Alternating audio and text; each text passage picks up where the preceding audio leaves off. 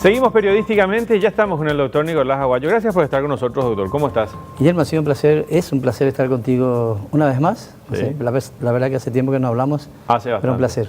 Bueno, quiero empezar, vamos a primero al perfil. Preparamos un perfil del doctor Aguayo para conocer un poco más a nuestro entrevistado. Para algunas personas que están allí mirando la entrevista, va al perfil entonces.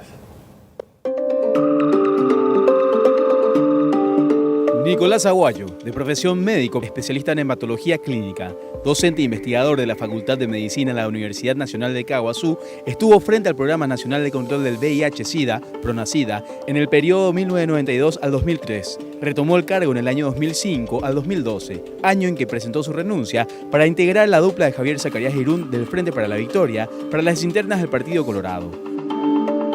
Fue interventor del Instituto Nacional del Cáncer y posteriormente asumió como director de la institución.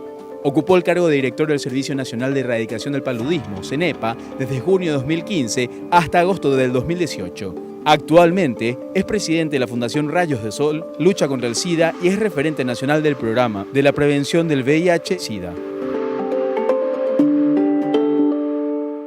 Bueno, mucho que preguntar, doctor. Lo primero, esto que surge en Europa, un segundo caso, lo presentan algunas agencias como de cura del VIH, o remisión, creo que es la expresión correcta, pero ¿nos puede explicar qué es lo que ocurrió? Porque ocurrió en Gran Bretaña, en Londres, ¿verdad?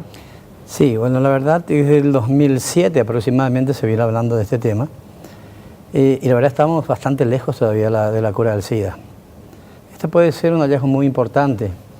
Yo recuerdo que en el año 1998, estando yo como miembro del Consejo Ejecutivo del Programa Mundial del SIDA, tuve la oportunidad de conversar y fui invitado por el gobierno francés a conversar con la que descubrió el virus del SIDA, la Premio Nobel de Medicina Françoise Barré, y ya hablaba ella de que era muy difícil la cura del SIDA.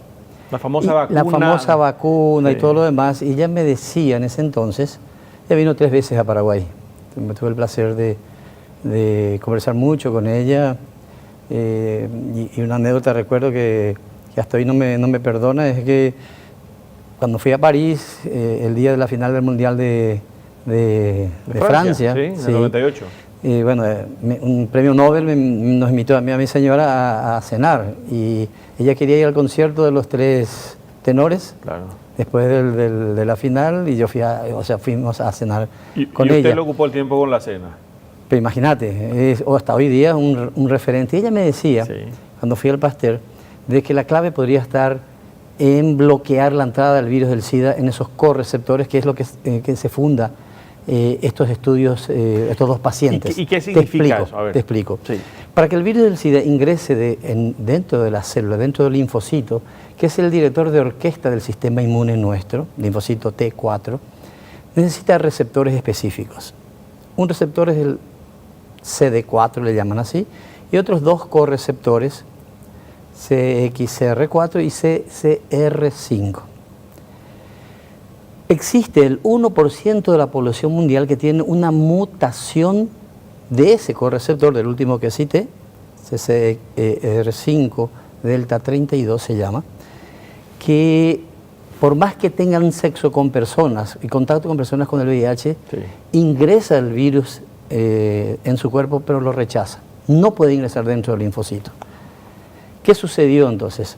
Estos pacientes, el primero, el paciente de Berlín, Timothy Brown, él era paciente con VIH y desarrolla una leucemia aguda al mismo tiempo. Exacto. Probablemente el tipo de leucemia aguda, como te decía, bueno, yo soy hematólogo clínico y experto también en tratamiento de leucemias y linfomas, y puedo entender mejor este tema. Ese paciente probablemente no iba a tener cura de su leucemia si no se realizaba un trasplante. Entonces, ¿qué hicieron? El trasplante consiste en irradiar muchas veces todo el cuerpo y hacerles altas dosis de quimioterapia, borrar las células de la médula ósea donde se produce la sangre, sí, y reemplazarla a través de una transfusión de células del donante. Entonces buscaron donantes que tengan esta mutación genética. Y las células del donante que recibió este paciente, el que recibe, reemplazó sus células Por las del donante. por las del donante que tenía la mutación. Entonces el virus no pudo ¿Y que entrar impedía más. el ingreso entonces del virus? Exacto. Esto hace ya hace unos 12 años atrás y se mantiene en remisión. Probablemente cura. Pero ¿Por qué esa diferencia? ¿Por qué no se puede hablar del todo de una cura cuando pasa tanto tiempo de la...